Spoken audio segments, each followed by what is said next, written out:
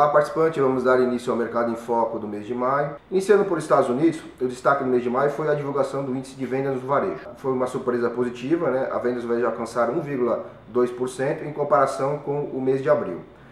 Com isso, né, após esse primeiro trimestre fraco, né, quando a economia recuou 0,7%, até por questões pontuais, que eu já mencionei nos vídeos passados, a questão climática atrapalhou bastante o fechamento de portos, né? Com esse dado em vendas no varejo, a projeção de crescimento continua no patamar de 2,5% em termos anualizados. Então, vem se confirmando, né, a projeção de crescimento de 2,5% para a economia americana. Indo para o cenário europeu, né, a produção industrial iniciou o segundo trimestre com uma ligeira alta, né, até sustentado pela demanda doméstica, né, favorecida pela queda da inflação e os baixos preços do petróleo, vem favorecendo, né, esse crescimento, apesar de um crescimento baixo, né, a gente está falando de algo em torno de 0,1%, mas pelo menos já dá alguma sinalização aí mais forte aí de que o desaquecimento ficou para trás, né. Entre as principais economias da região, apenas a Alemanha, que registrou um crescimento de 0,8% no período, ela vem sustentando, basicamente, né, os outros países vêm sustentando o crescimento da zona do euro. O que incomoda ainda na zona do euro é o caso da Grécia, né? O impasse entre o país e seus credores ainda parece significativo, e isso vem dificultando um acordo. A Grécia precisa chegar a um acordo rapidamente, pois o país está ficando sem recursos para quitar, né, os pagamentos junto aos credores, e como prova disso, até os pagamentos ao FMI, que seriam feitos ao longo do mês, foram postergados agora para o final do mês de junho. Em relação à China, nós tivemos números positivos no mês de maio. A inflação já deu sinais de recuo, né? As vendas no varejo de produção industrial também apresentaram uma ligeira melhora, né?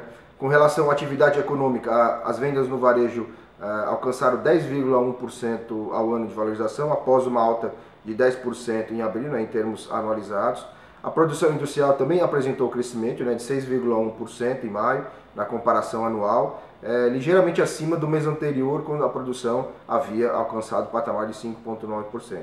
Então, do que eu vinha falando, né, dos últimos vídeos, o cenário chinês estava complicado, né, ainda está, mas, né, no mês de maio já deu alguns sinais animadores aí que possa reverter essa situação. Indo para o Brasil, o destaque foi a inflação, né, medida pelo IPCA, que acelerou o mês de maio e já acumula uma alta de 8,73% nos últimos 12 meses, né, maior patamar desde 2003. O IPCA registrou em maio uma alta de 0,74%, após uma alta de 0,71 em abril, pesado, né, os 2 meses seguidos, né, bem acima da projeção dos analistas, que previam uma alta de 0,59, né. Nós tivemos a pressão da alta de preços de alimentos, né, habitação e energia elétrica, né, sendo que energia elétrica ainda continua sendo a grande vilã aí da inflação. O único grupo, né, de preços que caíram no mês de maio foi o de transportes, tá? A queda foi resultado da variação de preços de passagens aéreas, né, que ficaram em torno de 24% mais baratas, né, no mês de maio.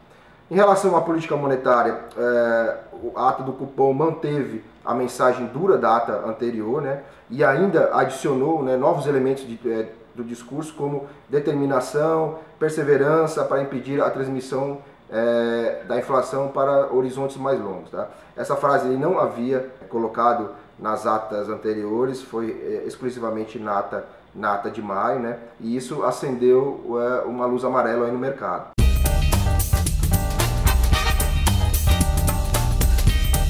No mês de maio, os investimentos do Plano BD alcançaram um retorno de 1,15%.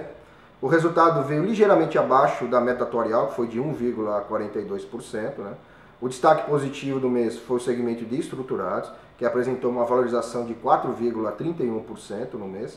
No ano, os investimentos apresentam um retorno de 7,20% e a meta atuarial de 8,29%. Tá? Essa diferença deve principalmente ao descolamento do indexador, né, que remunera os ativos de renda fixa, que no caso é o IPCA, né, em relação ao indexador da meta atuarial, que é o INPC, tá? Que novamente em maio apresentou uma valorização de 0,99%, bem superior ao IPCA, que foi de 0,74%. Tá?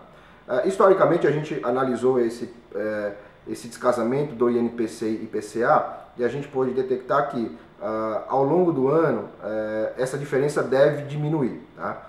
Isso vai contribuir para que a gente consiga atingir a meta aí para o ano de 2015. Tá?